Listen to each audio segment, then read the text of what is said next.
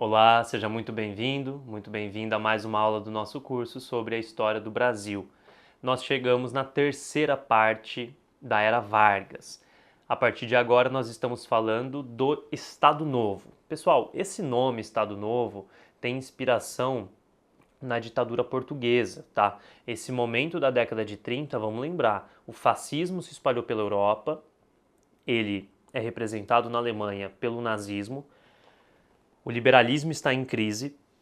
A Europa, Estados Unidos, passou pela crise de 29. Um país que não passou pela crise foi a União Soviética comunista, porque está fora desse bloco comunista, então não foi abalada. E no Brasil, Getúlio Vargas vai aproveitar esse momento de autoritarismo global, digamos assim, e ele vai fechar o seu regime aqui também. Entre 37 e 45, ele vai governar como ditador do Brasil, tá?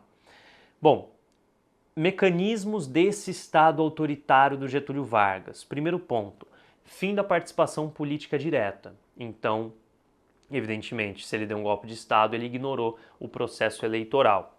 Ele também extinguiu todos os partidos políticos do Brasil, inclusive a Associação Integralista Brasileira e a ALN, tudo bem? Então não tem mais partido político. Ele passa a valorizar os direitos trabalhistas, ampliando aquela corrente do trabalhismo que eu disse para vocês, que ele utilizava quase que como uma moeda de troca os direitos trabalhistas, não porque ele era bonzinho ou porque ele queria o bem dos trabalhadores, mas porque o Vargas tinha isso como recurso de governabilidade. Ele cria o Departamento de Imprensa e Propaganda, né, que é o DIP, em 1939. Esse departamento é responsável basicamente por controlar a imprensa e a propaganda, portanto é um órgão de censura. E é a partir desse momento que ele vai conseguir criar aquele famoso mito de que o Vargas é o pai dos pobres. Eu sempre lembro nas minhas aulas presenciais da minha falecida avó, que tinha o Getúlio Vargas como o melhor presidente do Brasil. Evidente. A minha avó nem acompanhava a política, nem sabia exatamente o porquê que ela achava que o Vargas era o melhor, mas havia uma memória afetiva do período Vargas, né? E se vocês conversarem com pessoas que viveram a década de 30 e de 40, muitos deles terão essa memória afetiva do Getúlio Vargas. Eles incorporaram essa ideia de pai dos pobres, esse homem, esse presidente que abraçou a classe trabalhadora, porque de fato muitos melhoraram de vida nesse momento, apesar da forte repressão, da violência política, do fechamento dos partidos. Agora, pensemos para um trabalhador urbano pobre ou para um trabalhador rural pobre. Muitas vezes ele nem sabe o conceito de liberdade de expressão, porque este homem, essa mulher nunca se expressou publicamente, nunca teve acesso aos livros, nunca teve acesso aos jornais. Então o que impacta diretamente essa camada da população? As leis trabalhistas ou a repressão do DIP? As leis trabalhistas afetam diretamente o cotidiano dessas pessoas. Então, dessa forma, o Vargas consegue se estabelecer como um grande estadista e controlar politicamente o Brasil. Bom, a política econômica. Lembrando, centralização do controle econômico, porque o Vargas vai incentivar a intervenção do Estado na economia.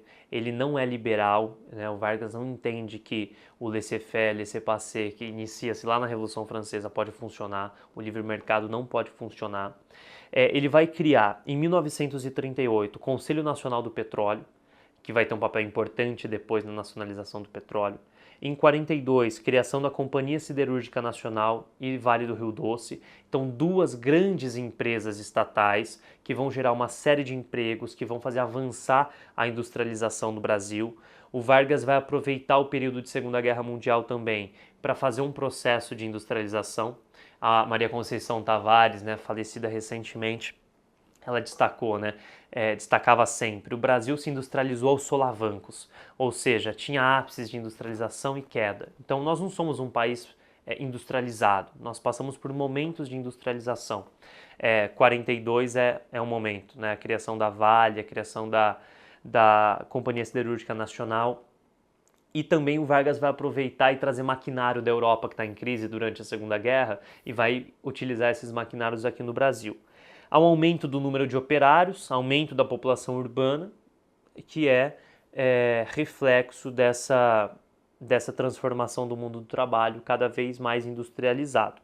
Entre 33 e 1940, a produção industrial aumentou em 11,3%, tá? Então, dando dados aqui bastante concretos para vocês compreenderem esse período do Estado Novo.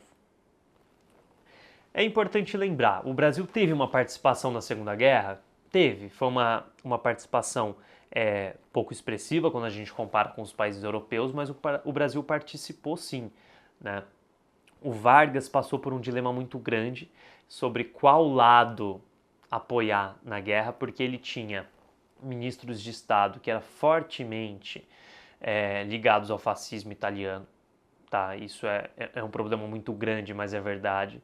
Mas o Vargas acaba optando por manter as suas relações diplomáticas com os Estados Unidos, que era um parceiro muito importante para o Brasil, e nós entramos na guerra ao lado dos Estados Unidos, ao lado da Inglaterra, ao lado da França, certo? A partir de agora eu falo com vocês sobre o crescimento da oposição ao governo do Getúlio Vargas.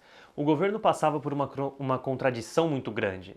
Que contradição é essa? O fato de lá fora, no cenário internacional, estar lutando contra o nazifascismo e aqui dentro estar mantendo um regime extremamente autoritário.